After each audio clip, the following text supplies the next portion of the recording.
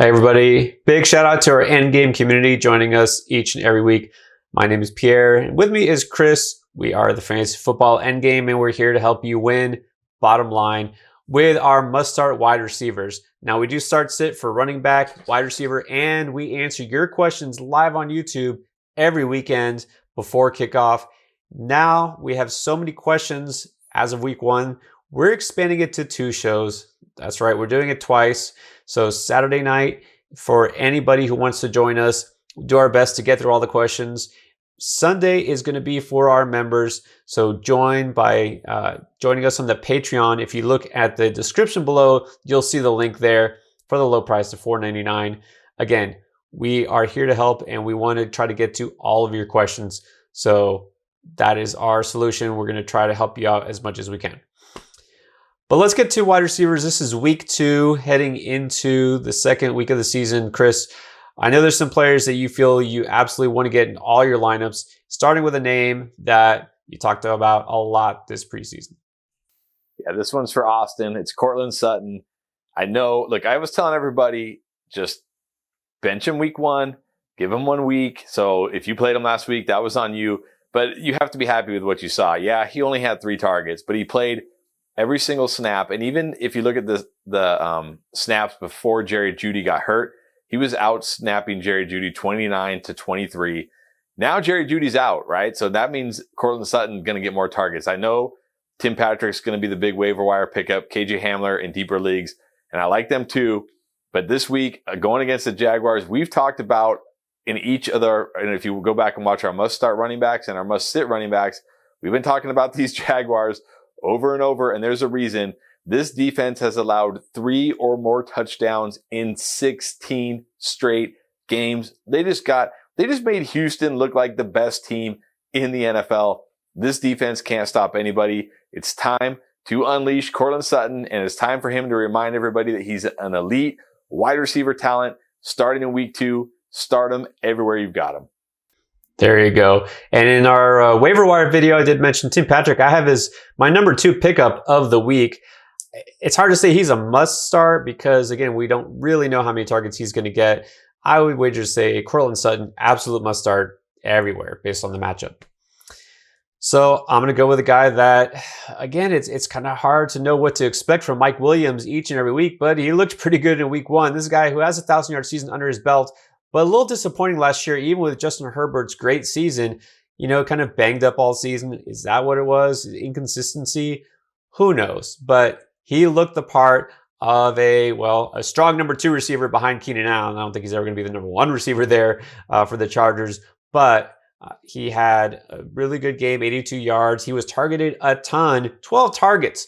That's pretty good. And there's really not a lot of depth behind him as far as the receiver core there. So going against Dallas, we all know exactly how porous that secondary is. I think we can expect a lot of points on the board in this game. So Mike Williams looking like a really strong wide receiver too for fantasy this week. And I'm definitely putting him in my lineup. All right, Chris, who else is an absolute must start?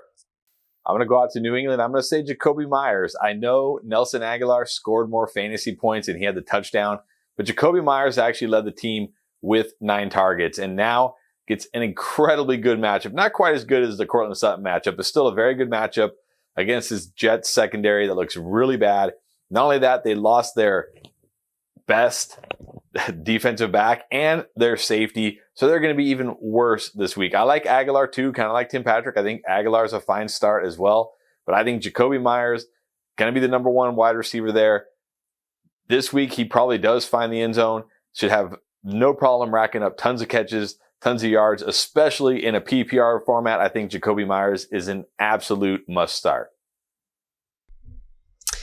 Yeah, Aguilar did lead the team in receiving yards, but Meyers led them in targets. And that's usually what you want to follow. I think both are strong starts of this week. And, we talked about the Texans. Yeah, they looked great against the Jaguars. They're not great, especially on defense. They did give up a lot of yards to Trevor Lawrence in his first start ever. I think they'll give up a fair amount of points and yards to the Cleveland Browns, especially the game is in Cleveland. So I'm not too worried about rolling out any Brown against the Texans, but I'm going to focus on Jarvis Landry because who knows if Odell Beckham is going to play. If he does, it seems pretty obvious he's not 100%.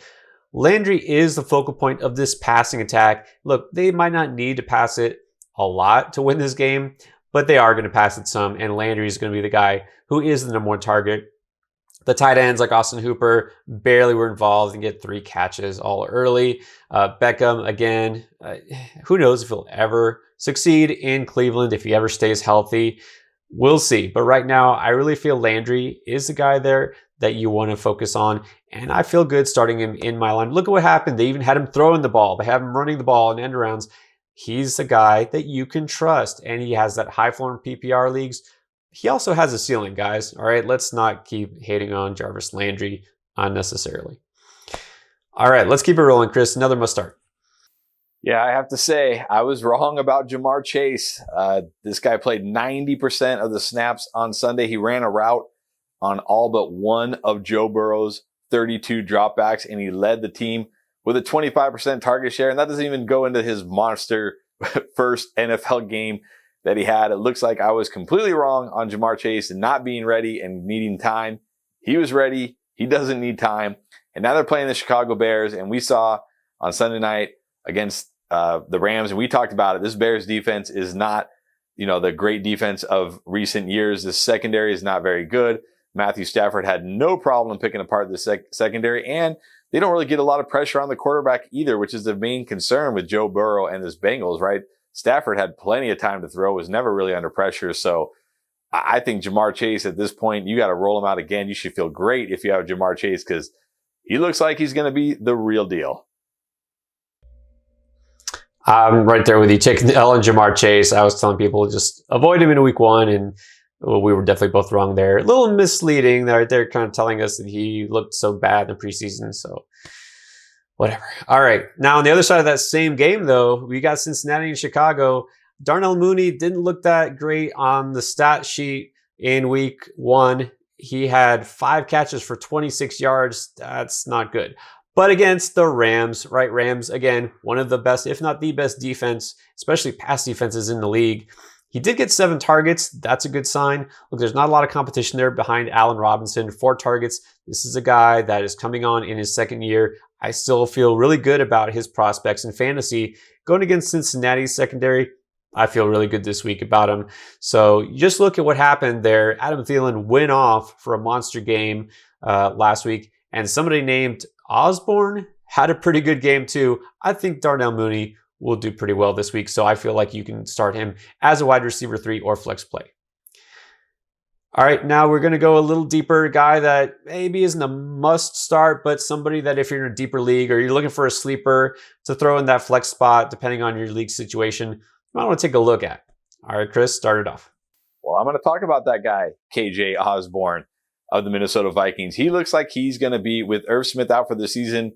Yeah, Ty Conklin did a little bit, but it was mainly KJ Osborn. He tied Justin Jefferson for second on the team in targets with 9. He ran the 3rd most routes of anybody on the team.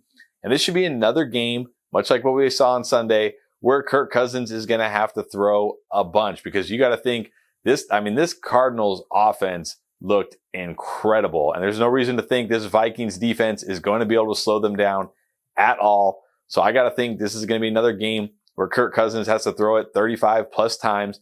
And that's good for KJ Osborn. If he's going to run the 3rd most routes and be up there with JJ and Adam Thielen in terms of targets, he's going to have some deep league value this week for sure.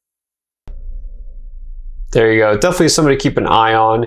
Vikings have been without a clear number 3 receiver. Maybe Osborn steps up this year. We'll see.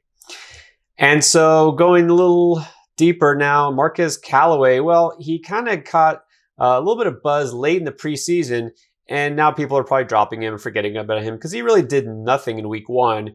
But let's be fair here. Even though Jameis Winston threw 5 touchdowns, had a nice game, and Callawa managed to do nothing, he was being pretty much followed, not shadowed, but he was covered most of the day by Jair Alexander, who is one of the best young cornerbacks in the league.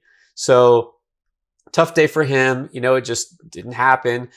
1 catch, I think on 2 targets. That's not good. But I have full faith that he'll return. And going against Carolina, an easier matchup here, especially in the secondary. So look for Callawa to emerge.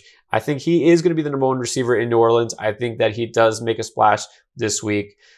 Not saying you have to start him because, again, you're still taking a risk here. We'll see what he does in real regular season action, but I'm keeping my eye on him. I have a lot of confidence in him going into week 2. All right, so those are our must-start receivers.